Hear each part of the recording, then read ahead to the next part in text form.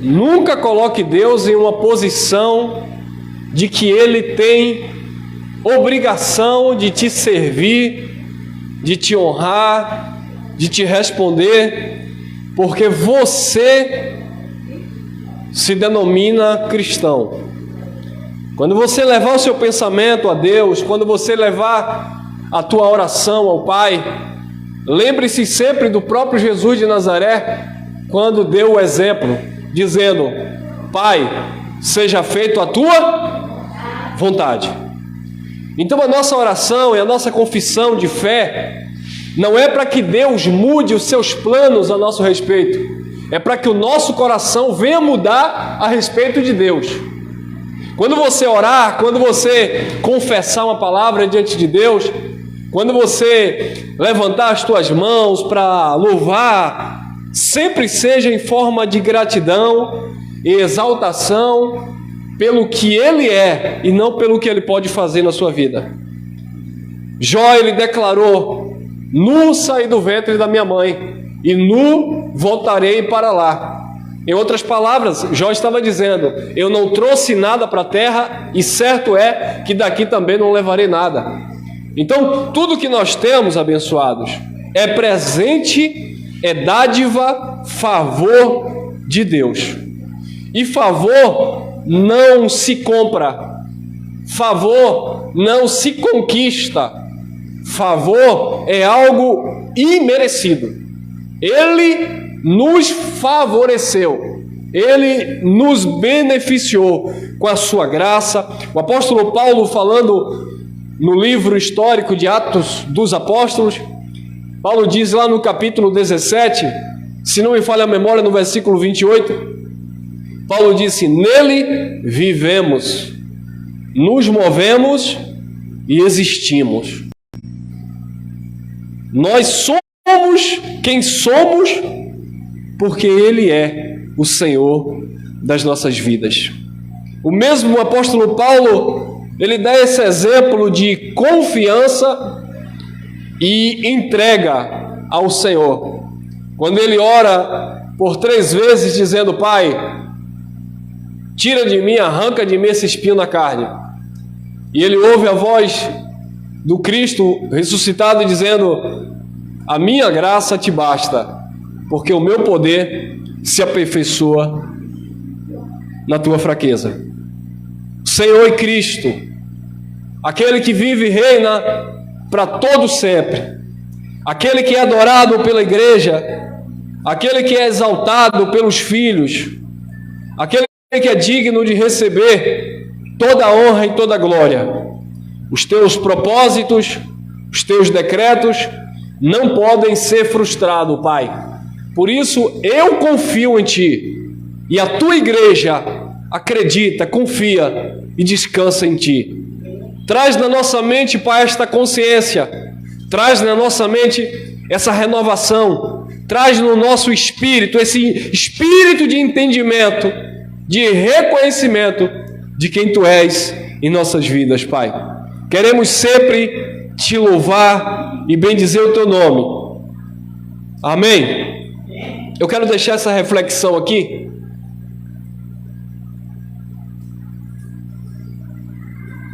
Segunda carta aos Coríntios, olha lá, segunda carta aos Coríntios, capítulo 4, no versículo 16.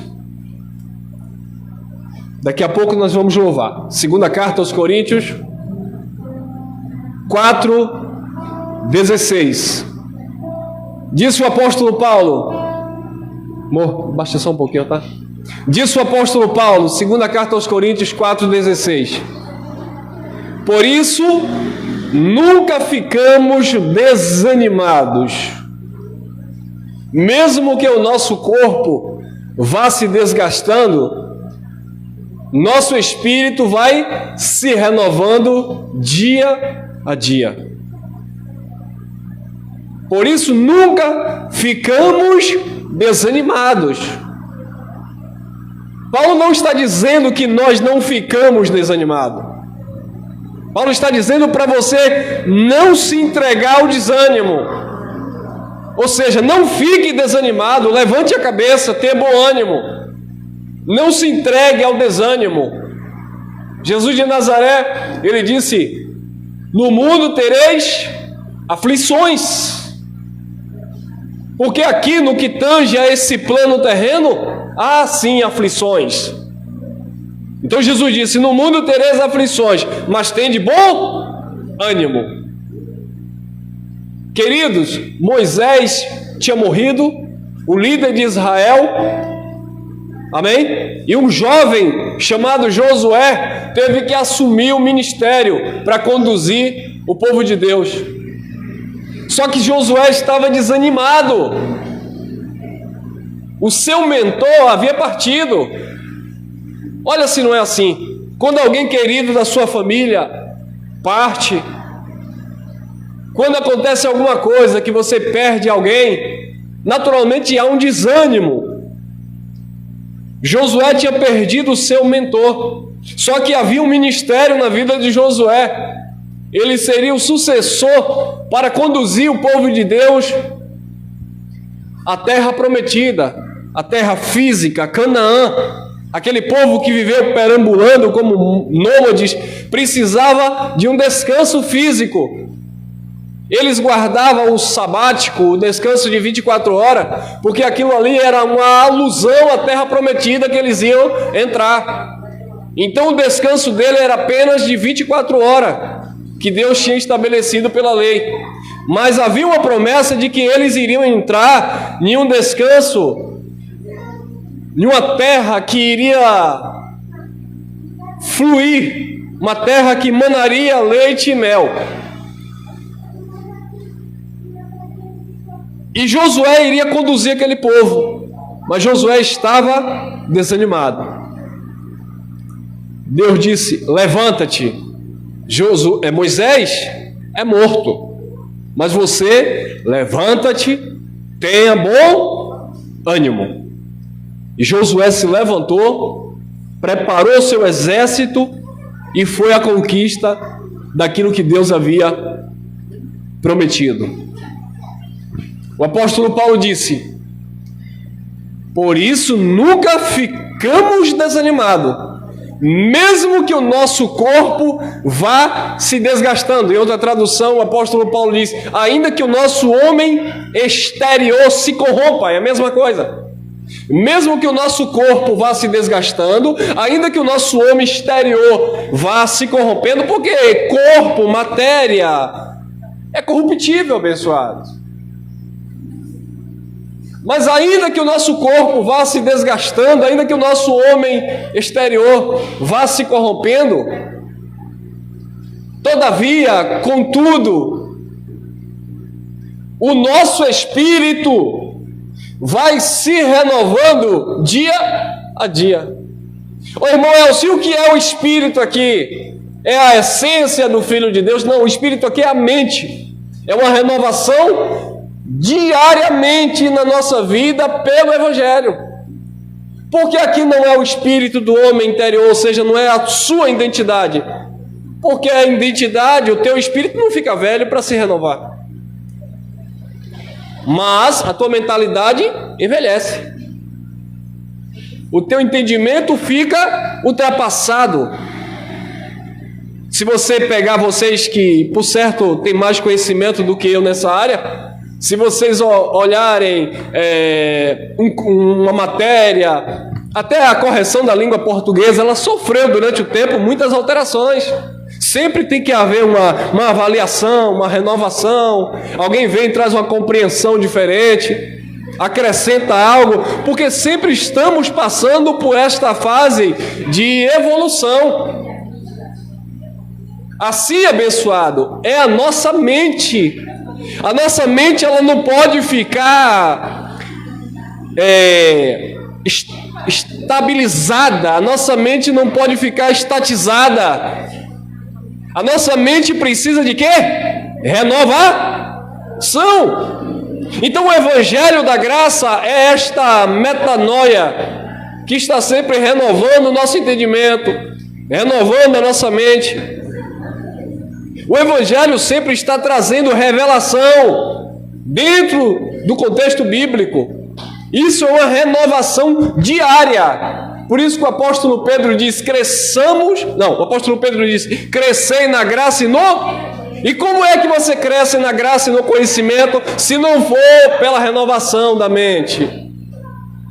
O que é o crescimento espiritual para a igreja tradicional? Crescimento espiritual para a igreja tradicional é volume.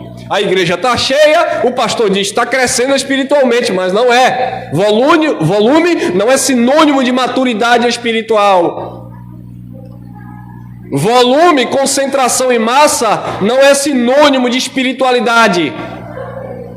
Está acontecendo, não sei se já parou, mas estava acontecendo aí em um certo país, um pseudo... Ei, corta para mim. Presta atenção, senão não tem a mente renovada. Um pseudo-avivamento, onde jovens estavam reunidos em um certo auditório, ou foi em uma igreja, não sei, há mais de, se eu não me engano, eu esqueci o tempo, mas já tinha quase 3 dias lá, mais ou menos isso, que esses jovens estavam lá adorando, clamando. É muito bonito, isso é muito emotivo, mas isso não é sinônimo de crescimento espiritual e avivamento. Porque se você for na Índia, são 7 anos de avivamento, o povo adorando lá os deuses estranhos.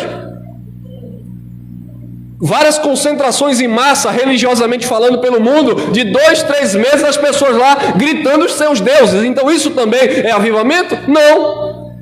Mas o povo de Deus, por ser um povo que traz esse misticismo, essa crendice de outros povos, de outras culturas, aí vê o povo dentro de uma igreja, dentro de um templo, 2 dias, cantando, já está dizendo que é Deus que está fazendo um renovo na terra. Mas que renovo? Se sai dali não tem vida transformada.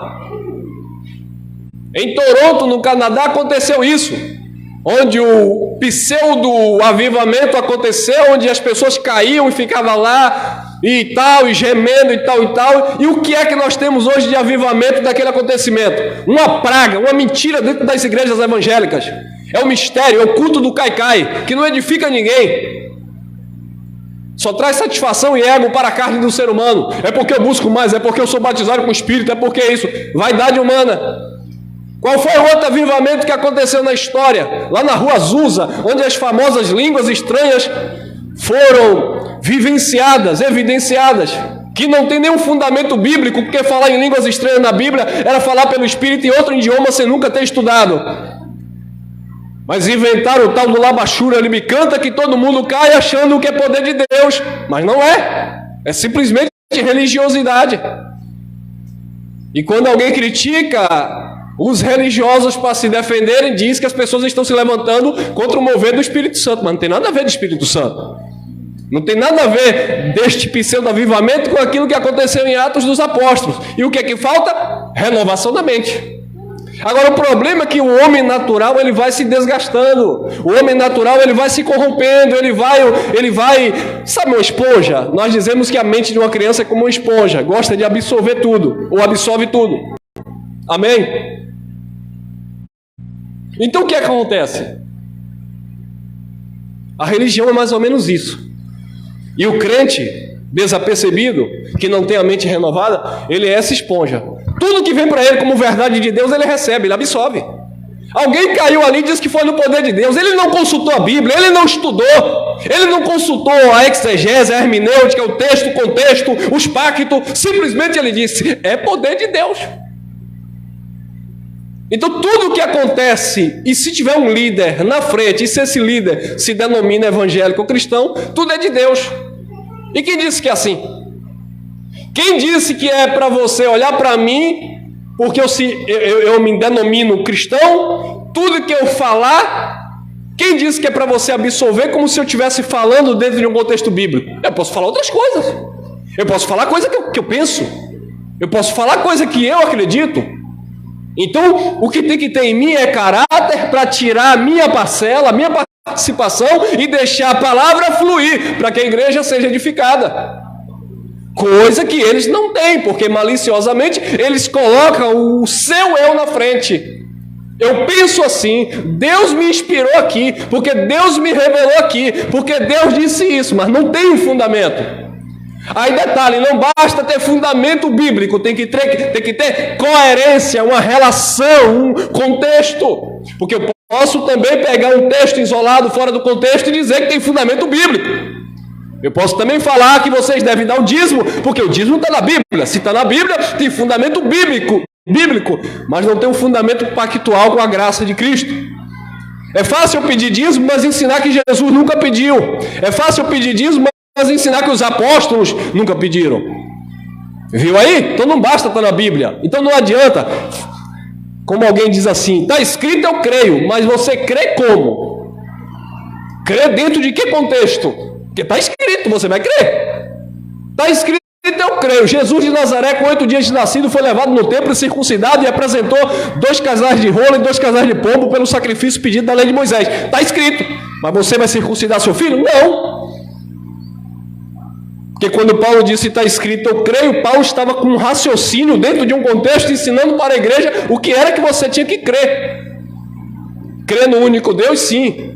Crer no Deus Todo-Poderoso, Senhor dos céus e da terra, sim. Está escrito eu creio, até você entender do que você está falando. Paulo disse, o Deus desse século cegou o entendimento do incrédulo. Aí você vai dizer, está escrito que o Deus desse século cegou o entendimento do incrédulo. Eu creio. Você crê em quê? Que Deus que cegou o entendimento do incrédulo? Então você tem que saber que Deus é esse que Paulo estava falando. Então a nossa mente precisa ser renovada diariamente. O Espírito vai se renovando dia a dia. Isso só acontece com a pregação da graça de Deus. Porque é o ministério do Espírito. Romanos capítulo, não coloquei aqui, não está aqui. Romanos capítulo 12 diz assim, corroborando com essa palavra: rogo-vos, pois, irmãos, pela compaixão de Deus, que apresentei os vossos corpos como sacrifício vivo, santo e agradável ao Senhor. Este é o vosso culto racional. 2. E não vos conformeis com este mundo, ou com esse século, mas sejai-vos transformado pela renovação do vosso entendimento. O nosso espírito vai se renovando, o nosso entendimento vai se renovando. Espírito aqui é entendimento aqui. Pela renovação do teu entendimento, você vai se renovando. E quando você tem esse entendimento renovado, você não vai se corromper. Você não vai tomar a forma deste mundo, ou deste século, ou da nossa era, ou do nosso tempo. Efésios capítulo 4, versículo 23. Olha o que o apóstolo Paulo disse. 4:23, Efésios. E vos renoveis no espírito do vosso entendimento. A renovação não é na carne. Irmão, eu vou me consagrar 15 dias de jejum. Isso não é renovação. Irmão, eu vou buscar Deus no monte. Isso não é renovação. Irmão, eu vou subir uma escada de joelho. Isso não é uma renovação. Irmão, eu vou pagar o preço no altar. Isso não é uma renovação. A renovação da tua mente é quando você entende o que Cristo fez e onde você deve se posicionar. O apóstolo Paulo, orando aqui mesmo na carta aos Efésios, capítulo 1, no versículo 16, Paulo disse assim, Efésios capítulo 1, versículo 16, Paulo diz, não cesso de dar graças a Deus por vós, lembrando de vós nas minhas orações. E Paulo lembrava do povo para quê? Para pedir carro, casa própria, casamento? Não. Para que o Deus de nosso Senhor Jesus Cristo, o Pai da glória, vos dê em seu conhecimento espírito de sabedoria e de revelação. Quando você tem esse espírito, esse entendimento de sabedoria e de revelação, ninguém te coloca no bolso. Quantas vezes você era enganado? Passava na rua, lembra da Avenida 7? Tem muito isso lá. Deixa eu tomar uma água aqui.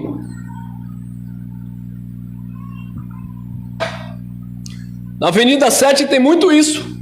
Você passa lá, tá os pseudos profetas de plantão. Aí ele nem sabe que você é crente. Eles deduzem. É espírito de adivinhação, né?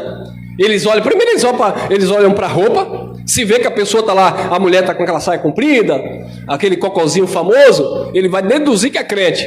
Varão de Deus, Deus tem uma palavra para você. E eles estão lá comercializando como aquele povo na porta do templo, vendendo CD, vendendo isso, vendendo aquilo.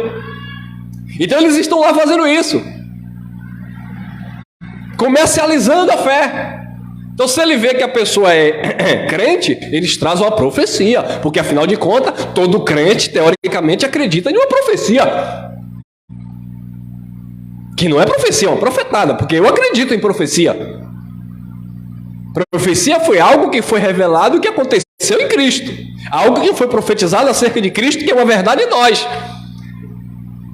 Tá? Eu acredito em profecia.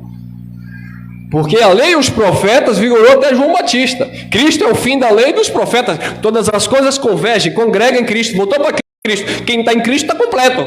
Por isso que Paulo diz, estáis perfeitos nele, que é o cabeça de todo principado e potestade. Então isso é um espírito de sabedoria que você deve ter para não cair nesse engano, nesse godo maligno, mentiroso. Mas eu tenho certeza que outrora você passava em algum lugar, alguém para te impressionar, eis que eu te digo, você olha, eu poderia até não acreditar, mas o irmão deu uma rajada de língua que eu me arrupiei todo. Então, meu irmão, no terreiro também tem rajada de língua, filho. No catolicismo tem rajada de língua também, filho. Né? Em grupos renovados. Então tem vários lugares. Tem criança aprendendo isso. Você vai ver aí nas redes sociais, criancinha. O papagaio da minha avó fala isso. E aí? Mas tem base, tem entendimento, tem sabedoria? Não tem. Então Paulo orava para que houvesse espírito de revelação e de sabedoria. E eu encerro em Colossenses capítulo 1, versículo 9. Colossenses, eu amo esse texto. Eu amo esse texto. Colossenses capítulo 1, versículo 9, diz assim: eu sei que o povo na igreja tradicional, nas reuniões, nos templos, não gosta dessas coisas. O povo gosta de...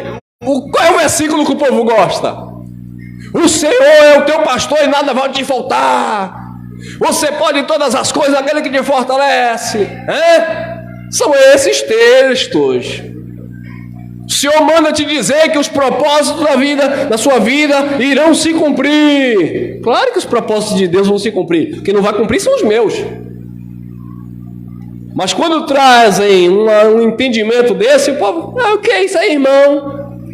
Colossenses capítulo 1, versículo 9, diz assim: por esta razão, mais uma vez, por esta razão também, desde o dia que ouvimos, não cessamos de orar por vós e de pedir, para que sejais cheio do engano, cheio do conhecimento da sua vontade e em toda sabedoria e inteligência espiritual. Porque era isso que Jesus dizia: e conhecereis a verdade os libertará. Quando há de fato uma renovação no teu espírito, diariamente, tá? Diariamente. Então o crescimento é diário, irmão. Todo dia você aprende algo na sua caminhada. Não é para você se sobrepor no outro, não. É para você se superar. Sabe? É para você desenvolver. É para você crescer e aprender. Então, que haja esta renovação no teu entendimento. Você sabia que tem algumas pessoas que nos chamam de incrédulo hoje? Esse povo aí da mensagem da graça é tudo incrédulo. Eles não creem mais em demônio, não creem mais que Jesus vai voltar. Pelo contrário, eu foi cheio de fé quando eu conheci, eu tive um entendimento do que a palavra de Deus diz e o que a tradição religiosa pensa. Sabe? Não é porque a maioria pensa assim que é assim. Outra coisa, abençoado. Quem foi que te falou que a verdade está restrita à igreja evangélica? A verdade está em Cristo. Eu estava olhando aqui alguns comentários no YouTube e um rapaz, ele diz assim: do jeito que você prega, você tem um pensamento de Allan Kardec. Porque ele também pensava nesse ponto desta forma.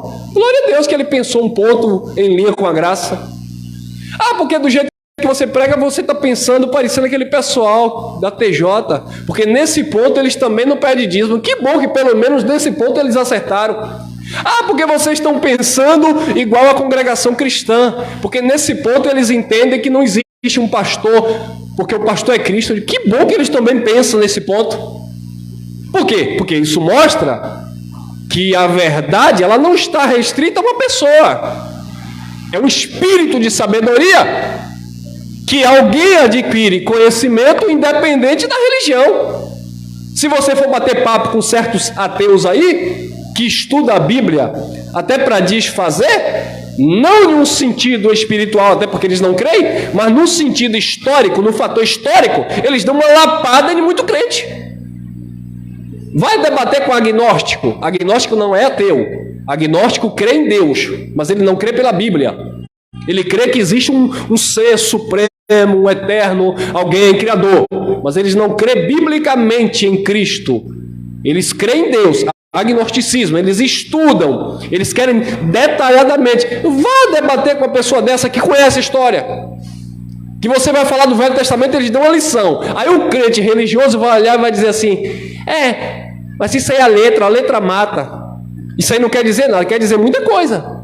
Quer dizer muita coisa porque coisa que você não conhece, alguém que não tem a tua fé conhece. Aí se você crê e pega aquilo e acrescenta na sua vida e transmite aquilo, você é um obreiro aprovado que maneja bem a palavra da verdade e não fica pegando o texto fora de contexto para enfiar goela abaixo nas pessoas, nas vidas, e as vidas ficarem aí achando que tudo é espiritual. Eu vou pedir confirmação a Deus se eu posso ir no banheiro daqui a pouco. Eu vou pedir confirmação a Deus se eu comprar aquela camisa. Eu vou pedir confirmação a Deus. O camarada está desempregado, está dando currículo, a porta se abriu. Pastor, eu vou pedir confirmação a Deus se foi Deus que abriu. Quem precisa do emprego não é Deus, é tu. Não é isso, irmão? Eu vou pedir confirmação a Deus se eu caso com essa jovem, se eu caso com esse moço. É Deus que vai dormir contigo. Olha, vê se vai dar certo. Vá por fé, irmão. Amém? Eu ouvi aí os irmãos encalhados e disse amém. Então, pessoal, tem que renovar o teu entendimento, irmão. E isso só acontece pela transformação do nosso entendimento na nossa mente. Espírito de entendimento, de revelação. Isso vem da parte do Pai. Amém? Graça e paz, que vocês estejam crescendo na graça do Pai. Amém? Nossa irmã